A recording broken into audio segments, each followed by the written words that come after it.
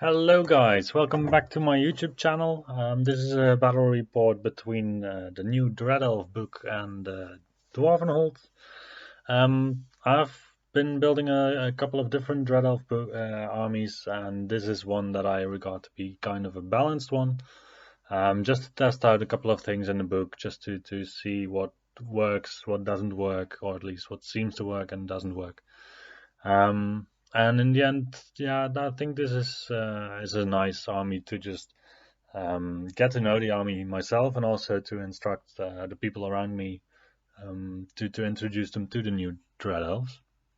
It is a little bit character heavy, and I'm not too much of a fan of that for tournament play. So probably for a tournament, I would reduce the expenses on characters in the list. But yeah, anyway, this is the list. So we have a Dread Prince General with Crippling Frost. I really wanted to try out this item on a great weapon. Then we have a Warlock Outcast. He's on Witchcraft. I think this is one of the most essential lores that you can have as a Dread Elf army, because it tunes down one of your weaknesses, which is the shooting and the ranged attacks of enemies.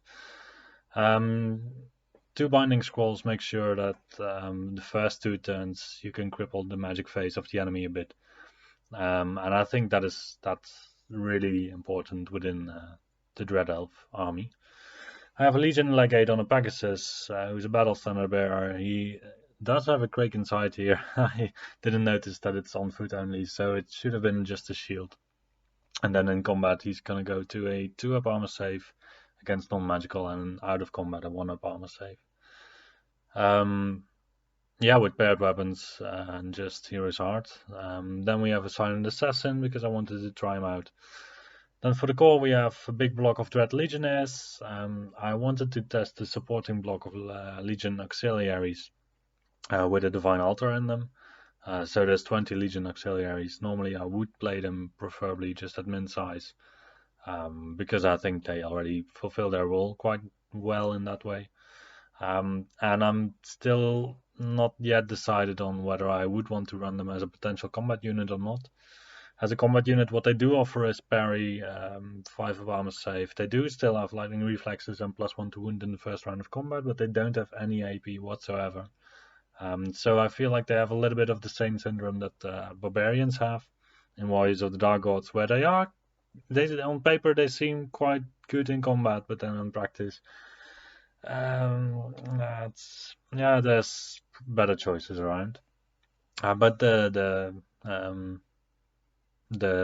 short range shooting and the threat of it mostly is also quite interesting, and it does offer some chaff clearance out of core.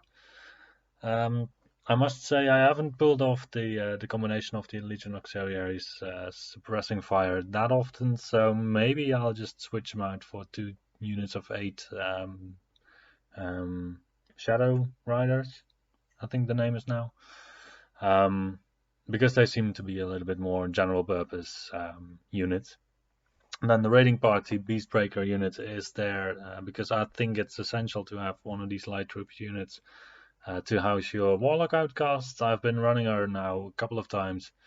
I've also tried Destiny's Call on her, putting her in a combat unit, but it's just better to just have a dedicated unit that is flexible, that has some wounds, that has some armor, to just run around with this model. So yeah, the investment of a Warlock Outcast is quite high in the end, because you're spending 500 points on the Warlock Outcast itself, you're spending 200 points on a Mage Bunker, so in the end you're spending quite a lot of points there. Then we go to special. This is where the real meat of the list comes, with the Judicators. So this is your main combat unit, together with the Dread Legionnaires. This can form quite a decent battle line. The Obsidian Guard are there to just provide the army with rerolls in case the BSB flies away. Raptor Chariot for support, Repeater Battery to get rid of the annoying chaff that can flood the field in the early turns, and a Mist Leviathan to, you will see in the battle report what the Mist Leviathan does. Then we go to the Dwarvenholt army. So it's a bit of an unconventional army in the sense that it doesn't have any war machines other than an Anvil of Power. Also, it features just a lot of decent size warrior units, some decent size, some minimal size Deep Watch and Kingsguard, and 2 big units of Old Guardians. I think it's a pretty sturdy combat list. It could be improved. I'm not a dwarf player, so I don't really know the ins and outs. But the 15 Deep Watch and 15 Kingsguard seem a little bit slim. Probably bumping them up to 20 guys makes sure that you will hold for a turn against any threat. So that really would make a big difference, in my opinion. But then again, where are you gonna find the points? And having the 10 miners is also great. The characters are already cheap, so probably you would have to tone down on the old guardians. But I don't know if you want to touch those. I don't know all of the ins and outs. Maybe you could get rid of the Anvil of Power and go completely magicless. Also sacrifice the Runic Smith. But yeah, I'm not a dwarf veteran, so probably this is better to be discussed by the dwarf players. So we are playing Dawn Assault and Secure Target. We rolled both a 3 on the roll for choosing table sides. So having the Mist Leviathan in my army helps me here because I'm able to tell my opponent that he can choose the table side, as Dread Elves does benefit generally from having the first turn. We could have deployed 1 by 1, and I think that would have been advantageous for me, because then I could have more accurately just focus my forces on one side of the table. However, there's a lot of Dread Elf players that just drop for first turn, and I wanted to give that a go, even though I'm not too big of a fan of it. So I did drop everything, and there's some interesting places for some pieces in the list. So the bolt thrower, I think it's a really valuable place where I put it because it's behind the impossible terrain, so it's going to move up with my lines. It's going to be inaccessible for my opponent because it's being protected by the Dread Legionnaires on the left and the Repeater Auxiliaries on the right. The same goes for the Wizard Outcast in the raiding party, and then the Mist Leviathan behind. I think that's also one of the earlier drops, because yeah, this just wants to cover probably one unit in the field, possibly a unit next to it, and also the units on the left. So the alternative here would be to have the Executioners, the Judicators, in the field, and put the Dread Legionnaires and the Repeater Auxiliaries all the way on the left, and that would be to out-deploy my opponent a little bit. In the sense that his army will be queuing up again, behind each other, and he will be able to overtake me, or to put pressure on me on the right flank. Yet he has to be aggressive in a bit of a special way, because the Judicators that could be in the field can effectively zone out my opponent from advancing. Because in a one-on-one fight, neither of his units can take my Judicators in combat. So that would have been a better deploy, considering the fact that my opponent also has the Dawn Assault deployment type. And then my opponent counter deploys, as you can see. So he has the Old Guardians on the hill, because they have the highest movement, so they can threat the furthest. He has 2 units of Deep Watch to keep the hold their ground, basically. My opponent was really scared of my Dread Legionnaires unit, apparently more so than from the Judicators, and I don't really know why.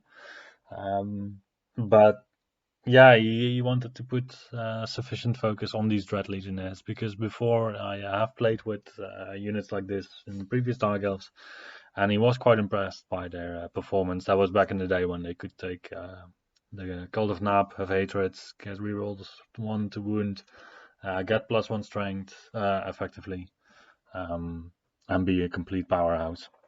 They have been toned down a little bit with that regard. Just the Death Star build is a little bit toned down, but they are better without any support right now because of the new Killer Instinct that the +1 to wound.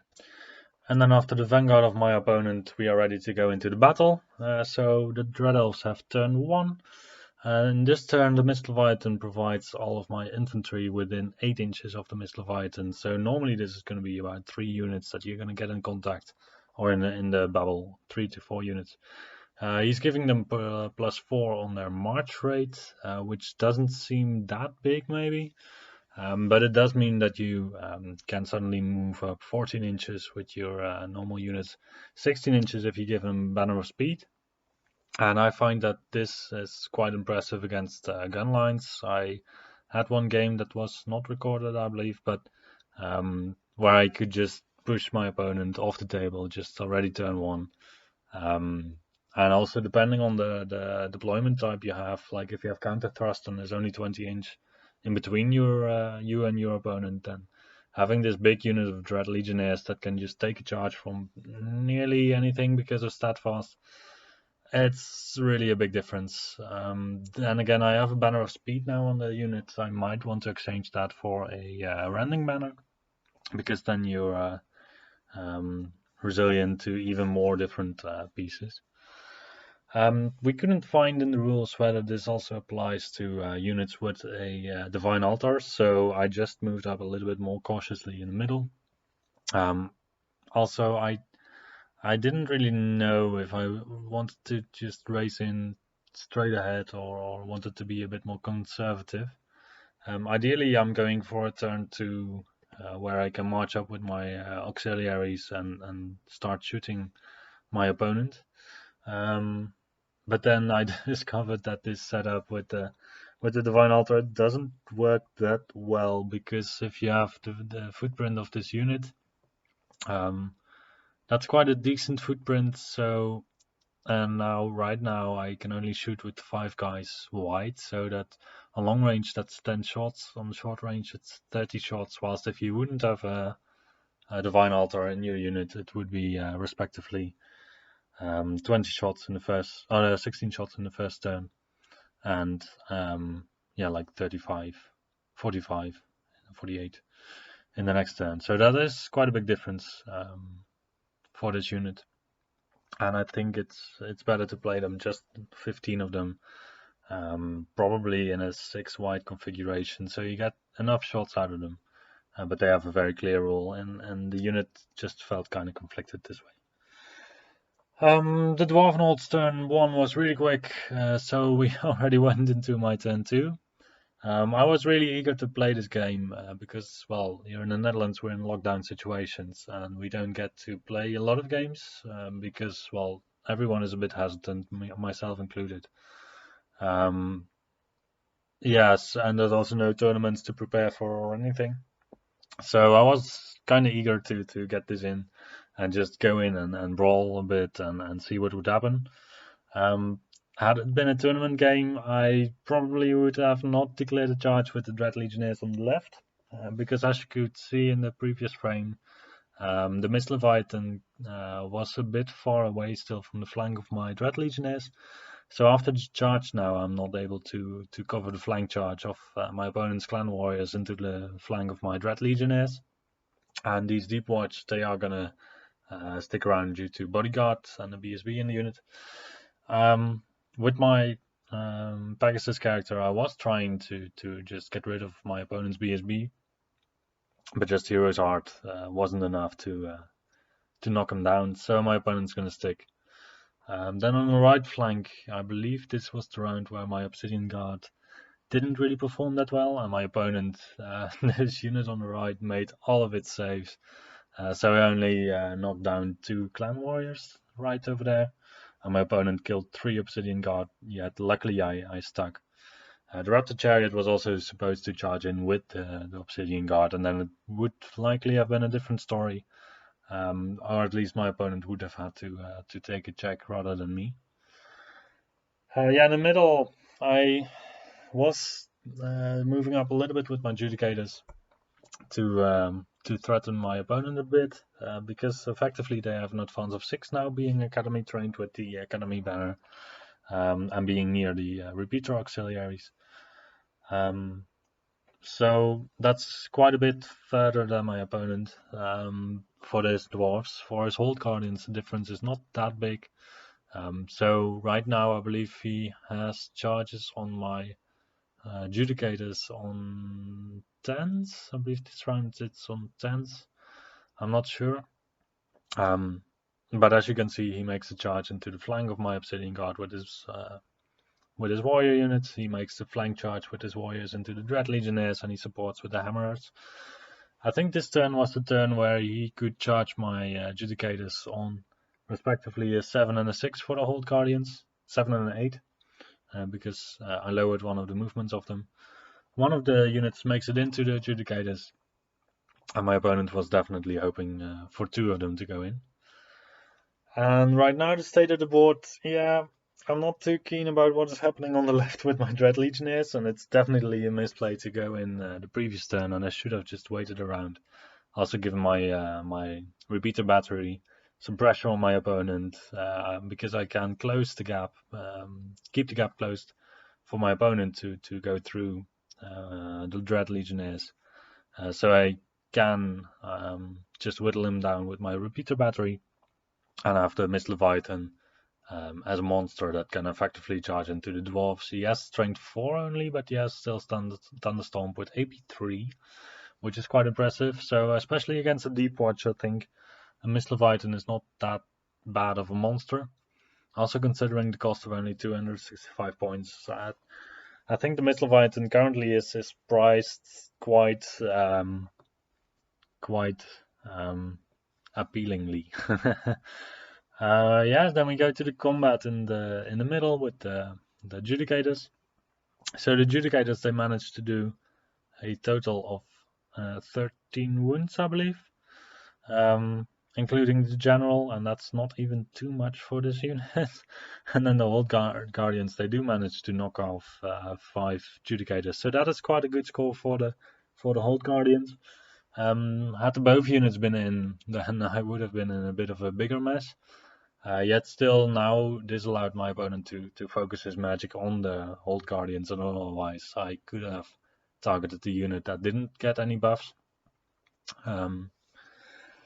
Yeah, and the Judicators, they just are gonna try to mop up the rest of my opponent's dwarves right now, basically, because one-on-one this unit can just maul any of his units.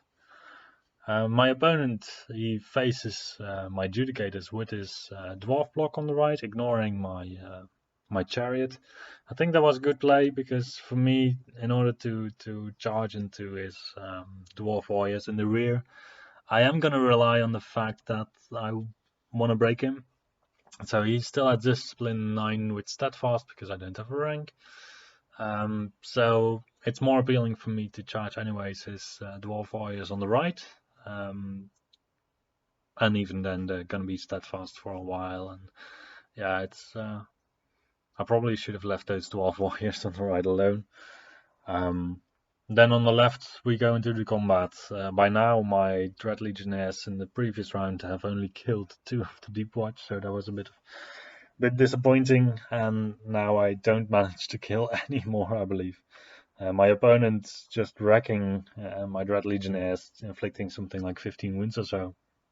I flee, my opponent catches me, the Mist Leviathan fails his panic check from the breaking Dread Legionnaires, and yeah, the worst thing still is that he also catches my Mist Leviathan with a unit of warriors. Yeah, so my entire flank there is gone because I was just one turn too eager. Yeah, and suddenly the board kind of changes. I only have about 2-3 functional units left. Like the repeater battery is gonna get cleaned up just by the sheer mass of bodies that my opponent has. The warlock in his raiding party, yeah, he is quite comfortable. He is quite flexible. So this is really a nice unit to have your warlock acolyte, warlock outcast in. Still, whether it's worth it to pay like all these points for a wizard outcast that cannot be a general, I'm not too sure. But witchcraft is really valuable to the army, I feel. So the previous turn, I believe it was this turn, I believe. that I cast the Will-O-the-Wisp on my Judicators, because I don't know yet which direction I want to continue with them. So the warriors on the right, they might still present to be a really big threat to my repeater auxiliaries. On the other hand, the army of my opponent is mostly now on the left side of the Judicators, and this break of combat just wants to see as much combat as possible. So possibly I would want to go to the left. I don't really know, and with the random movement spell on them, I can still decide in my next movement phase which direction they're going to go. And with the 3d6 charge range, then I'm going to be able to catch anything anyway. Yeah, and here again, I kind of felt like the auxiliaries were not going to be able to stand up to neither the dwarf warriors on the right, neither the Kingsguard on the left, and Ironbreakers together. So luckily, I believe it was a failed panic check of my opponent at this point. So his Kingsguard could not get into my Legion Auxiliaries. I would still also have had a stand and shoot with my Legion Auxiliaries, but then again, once again, if your unit is this broad, you would expect quite a lot of shooting output. But with the Divine Altar in there, the shooting output is really mitigated by a lot. It might still be interesting to play them just 5 wide with a Divine Altar in there, just for the fact of being able to trigger this suppressing fire, just to be able to have a Academy trained unit mixed in with the rest of your units. But then again, it's just a Divine Altar in its own. I don't see the appeal, because the combat potential of the model on itself, it's only 9 strength, 3 attacks, I believe, with AP1, with +1 to wound, obviously, and you give -1 resilience to your opponent. That is all true. You also give -1 resilience to your own unit, so combat rest is going to be generated anyway by anyone. And yeah, it's I'm not too keen yet on the unit, but maybe I'll change my mind after a couple of plays with it. Maybe I just have to learn how to play with it. But then again, there are easier choices within the Dread Elf book to have fun with. My opponent realigns his lines. I believe he issued a charge against my Dread Judges on the hill, but he needed an 11. I focused my attributes of Witchcraft on reducing the advance of that particular unit. But as you can see now, I have a unit on the left that can declare charges on my opponent's small units. My opponent has to flee on this because, well, 10 dwarves are not going to hold it against a full unit of Dread Elves. Likely, even though if I were to go in and we would dish it out, I'm not too sure anymore. Yet also this unit was the unit that I guess in this turn I revealed the assassin in. But here you can see the flexibility of Will-O-the-Wisp, just allowing me to turn around my units, to charge into the warriors that wanted to charge my rear. And yeah, the flexibility that it offers is really nice. Yeah, my opponent also values highly this Will-O-the-Wisp spell, so unfortunately he used this Spellbreaker rune enchantment to get rid of it, so I only get this spell once. And by now my magic is kind of limited, because I only have the really easy Witchcraft spell that gives -1 agility and offensive and defensive. I still had the reroll to wound spell, and I believe I also chose my hereditary. My hereditary turned out to be a really bad pick in this game, because my opponent doesn't have any ranged units.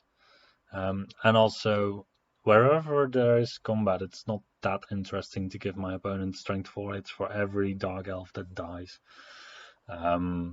Mostly because I would first have to focus on one of the units. I can only cast my Hex on one of his units. His units are all small.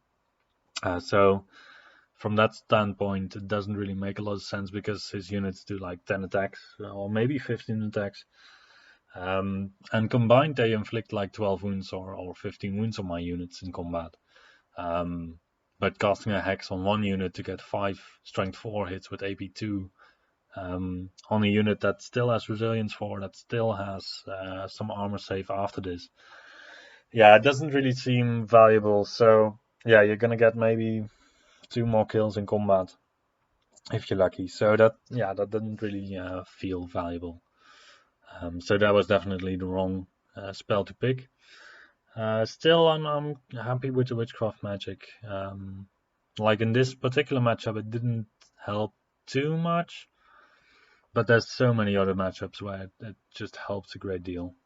Just taking off a little bit of movement off your opponent, turning down some of his magic, some of the shooting, just making it easier for your troops to get in combat. And in that sense, I think that currently my army doesn't focus on combat sufficiently. And that, one of the issues might be the repeater auxiliaries even. What you see now is that my judicators, I don't remember how they started fleeing, but they started fleeing. And now they are fleeing just through the impossible terrain. They are fleeing through the auxiliary unit. I don't fail any panic checks here, so luckily I still have my unit. Yet obviously this is not a good end of the battle. I really don't remember how they ended up starting to flee. It might have been the chariot that got struck down by the warriors on the right, and then they fled all the way to the left, and they fled all the way through the impossible back through the legionnaires to where they are now. Because my raptor chariot didn't manage to grind down my opponent's clan warriors. So normally when they still had resilience 5, they were quite good at just grinding down stuff in combat. Now with resilience 4, strength 3 troops deal twice as many wounds to you, and it's a tough struggle. Especially if your opponent makes a lot of good saves on a core unit like warriors. In this one of these final turns, I decide to put my raiding party to the test and try to have them clean up my opponent's warriors. So I do cast my hereditary on his warriors to give him strength 4 hits for every dead dread elf. This results in me losing 5 guys and him losing only 2. So that's not really good revenue. I lose combat, but I stick. But then, over the couple of turns, he still is going to grind me down. And I end the game basically with just having my Judicators left, my Wizard Outcast, my Legionaries, and my Divine Altar.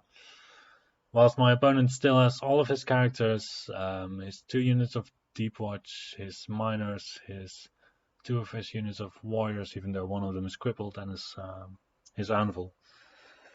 We calculated out points. I was within 6 inches of my objective. My opponent was going to be able to get within 6 inches of the objective on the left. My opponent still managed to pull off a charge with his warriors in the flank of my Legion Auxiliaries to just get all the more combat rest. And the Deep Watch that I'm fighting, they have a 3-up armor save, whilst my unit has AP 0 and the Divine Altar has AP 1. Yeah, that didn't really go the way that I wanted. So in the end, I do manage to knock off like 2 Deep Watch, and my opponent doesn't do a lot to me. I still lose by, I think, 4 or so because I'm standing wide, so I don't count my ranks. But I do make the break test there, and then that's going to be the end of the game. Yeah, it was definitely a game that went differently than the both of us expected. Because once I deployed, my opponent was like, I don't know what I'm going to do against these Legionnaires. I don't know what I'm going to do against the Judicators. And I think the Judicators especially are really a big threat to any combat unit. So as a balanced list, I think this is a nice list. I really am not sure about the Divine Altar and the size of the Repeater Auxiliaries. Otherwise, I think it brings quite a lot of different things in the Dread Elf army together. The Dread Prince is also quite impressive, yet the Great Weapon doesn't really feel necessary. So you could also just turn him into a powerhouse with like 8 strength, 4 attacks with +1 to wound, with AP3, I believe. That also seems quite interesting. Yeah, and I think that if you really want to go for a tournament list, just another block of Judicators seems just really, really good. Especially with coupling with Witchcraft, with spells that you can not dispel as easily. Yeah, I'm gonna use similar armies for a while and just see how it goes. So if you have any comments, any suggestions, please let me know. And otherwise, I'll just see you in the next time.